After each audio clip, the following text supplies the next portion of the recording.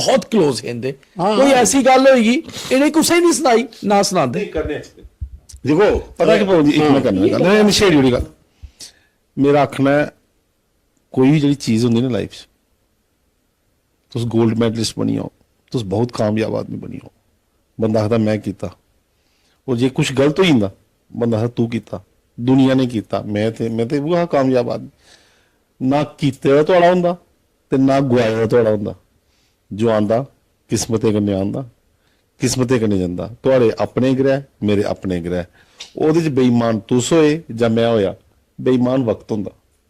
इस वास्ते कुसै दा दुख नहीं हुंदा मैं ते आखना कोई मैं अज तक ऐसा आदमी नहीं दिखेआ जिहड़ा सक्सैसफुल होया होए आखेआ मैं कीता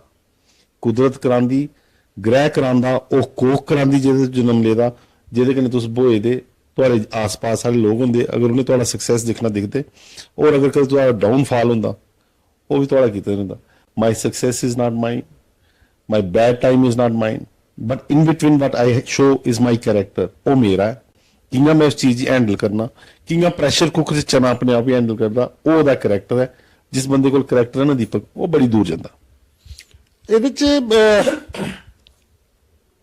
मैं प्रोग्राम भी ਸਕਰੀਏ ਕਰਾ ਰਿਹਾ ਕਿ ਮਤੀਆਂ ਸਾਰੀਆਂ ਗੱਲਾਂ ਕੁਝ ਐਸੀਆਂ ਹੁੰਦੀਆਂ